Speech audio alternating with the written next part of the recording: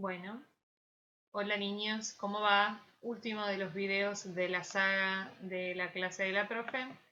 Vamos con la revolución industrial, que sería el último de los procesos, no en tiempo, ¿sí? En tiempo tenemos que pensar lo siguiente.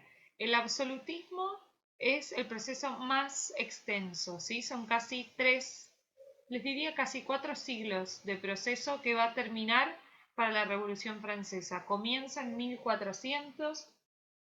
¿Sí? 1420-30 con la consolidación del poder de los reyes católicos en España y va a terminar con la Revolución Francesa en 1789.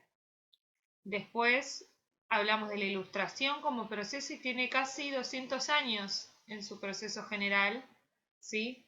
Si hablamos específicamente de la salida de las grandes obras, desde el Tratado del Gobierno de Locke hasta la Revolución Francesa, que es donde se puso en práctica el desarrollo ideológico, por ejemplo, de Rousseau, Montesquieu, que fue en 1789, tuvimos 100 años de proceso, ¿sí?, del iluminismo. La Revolución Francesa es la más corta con respecto al proceso específico, ¿sí? Piensen que hablamos de, a lo sumo, 5 años en general, pero de revolución en sí es poco tiempo, ¿sí? Porque ya la llegada de Napoleón al poder frena el proceso realmente revolucionario. Y el proceso de los más extensos que vamos a tener es el proceso de la revolución industrial. Que fíjense, vamos a empezar por el cuadrito que tenemos aquí en gris, por el costado, que nos explica realmente el proceso histórico que sufrió la revolución industrial y el proceso en el tiempo. Fíjense que lo voy a correr acá un poquito. Entonces, la revolución industrial consiste en un proceso de cambios ocurridos en Gran Bretaña. Cuando hablamos de Gran Bretaña hablamos de las islas en general, no solo Inglaterra, entre 1730 y 1850, que transformaron profundamente la economía exclusivamente agrícola y comercial.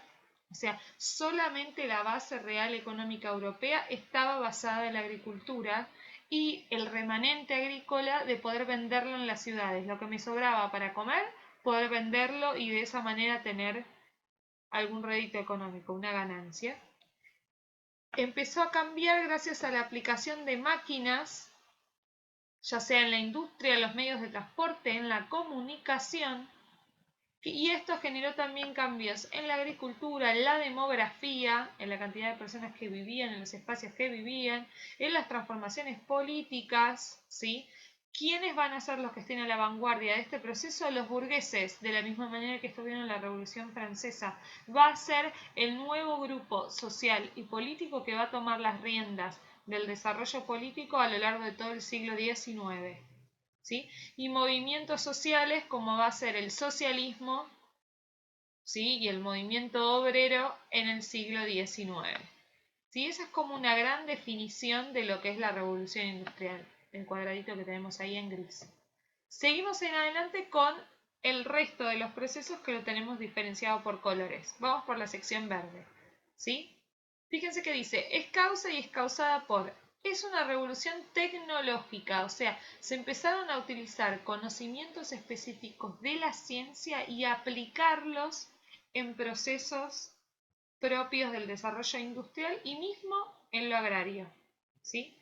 La revolución tecnológica se genera cuando la máquina de vapor de James Watt, ¿sí?, el mismo de el tema, va a ser el mismo inventor de, digamos, de las bombitas que permiten plasmar los amperes de electricidad, ¿sí? Por eso hablamos de los watts en los diferentes, bueno, en los diferentes elementos, vamos a tener a él también como inventor. Watt lo que va a hacer es tomar esta máquina de vapor, ¿sí? O sea, en realidad lo que va a pensar es lo siguiente. El poder que tiene el vapor para movilizar los pistones en una máquina y cómo esta tecnología de movimiento a través de la presión del vapor se puede ir aplicando en diferentes secciones de la industria. O sea, el movimiento que genera, ¿sí?, a través de diferentes engranajes, el vapor en diferentes ruedas, en diferentes pistones, cómo se puede ir aplicando en diferentes secciones de la industria. ¿Por qué se da en Gran Bretaña? Porque Gran Bretaña tenía un combustible muy barato y, digamos, un combustible eficiente que se conoce en Inglaterra, que es el carbón. No pensemos del carbón que hacemos el asado, sino ese es el carbón mineral, el carbón que se saca internamente de las minas, ¿sí?, de la montaña.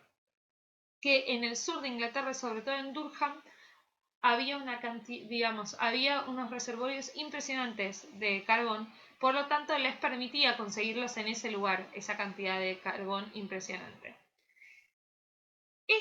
Digamos, este gran desarrollo, ¿sí?, de la utilización del carbón como fuente, digamos, de energía de la máquina del vapor se empezó a probar primero que nada en la minería, ¿sí? Las primeras, como si fuesen, eran pequeñas locomotoras que se utilizaron para sacar el carbón del interior de las minas hacia el exterior, se desarrollaron en las minas del sur de Inglaterra.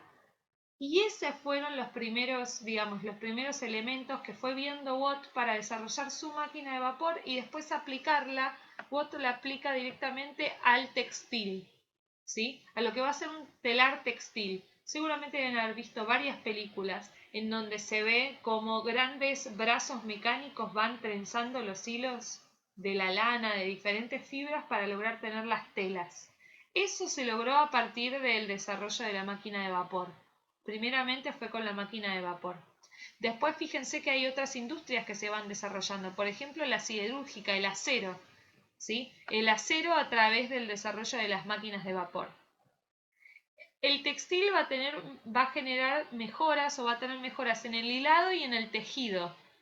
O sea, en el hilado de las telas convencionales que tienen fibras, digamos, más pequeñas y el entramado es mucho más chico, y del tejido cuando se desarrollaron ya lo que se denominan como los hilados industriales, digamos, con los tejidos más gruesos, ¿sí? Y acá hay diferentes ejemplos, por ejemplo con el waterframe de 1769, la lanzadera volante y el telar mecánico.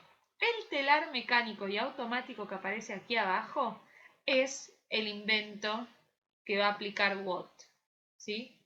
La máquina de vapor insertada en el desarrollo del proceso textil va a ser el gran cambio que va a generar Watt en la cuestión tecnológica.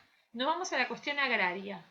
¿Por qué el cambio en el campo va a generar que haya un desarrollo tecnológico en las ciudades? Vamos a ver qué conexión tiene. Se empezaron a acercar los campos. Los campos antes eran abiertos, las vacas podían ir de un lado para el otro, en diferentes campos, en diferentes casas. ¿Y qué pasaba? Mientras iban comiendo, iban pisando la producción y los alimentos de los campos cercanos, y esto disminuía la producción.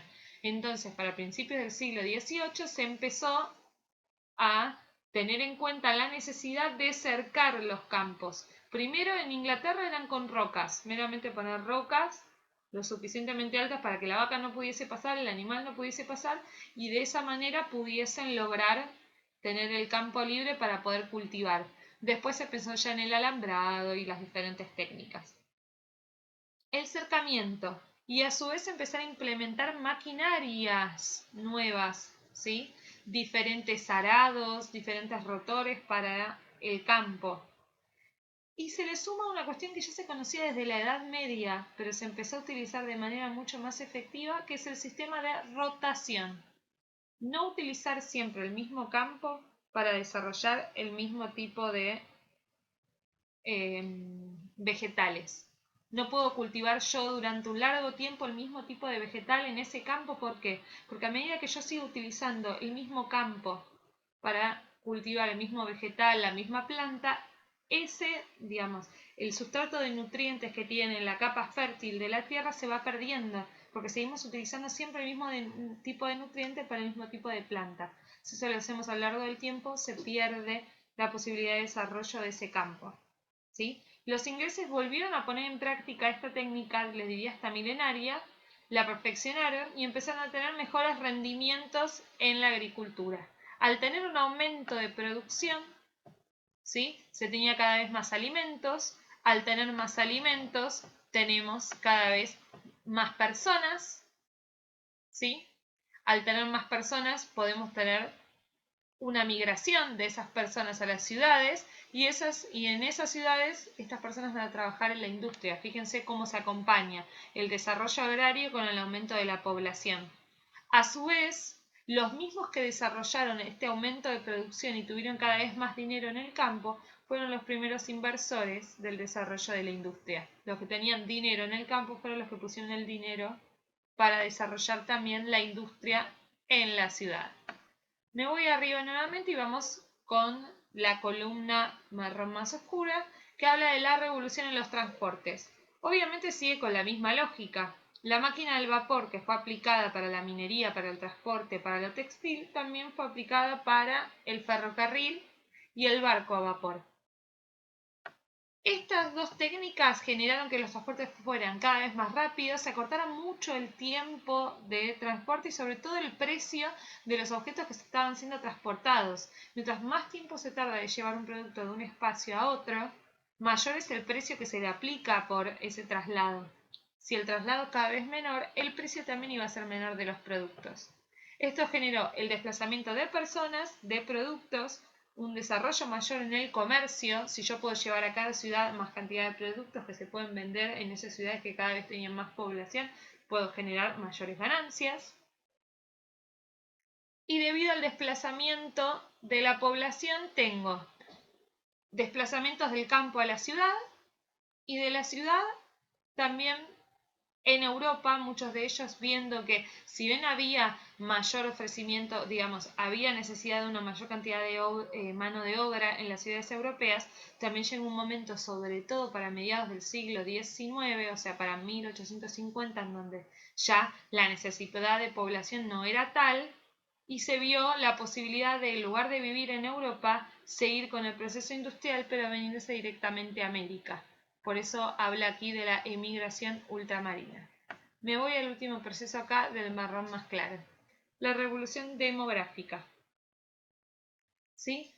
Cuando se cambia este ciclo demográfico en donde había natalidad y mortalidad altas y había un crecimiento escaso, si nace mucha gente pero muere mucha gente de por medio, tenemos poco crecimiento de la población porque hay poca gente que llega adulta.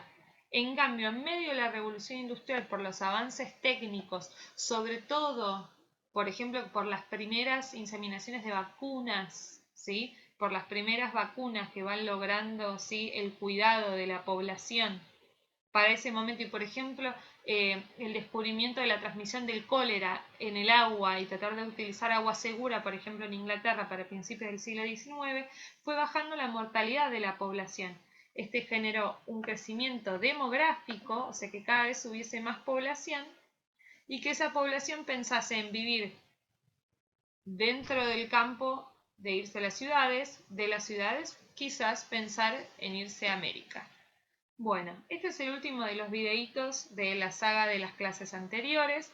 Espero que les haya servido. Acuérdense que todo tiene una correlación clara en los procesos de fines del siglo XVIII.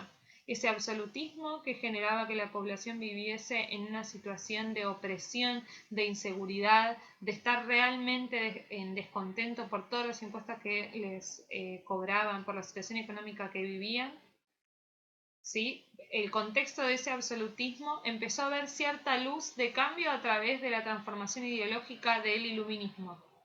¿Sí?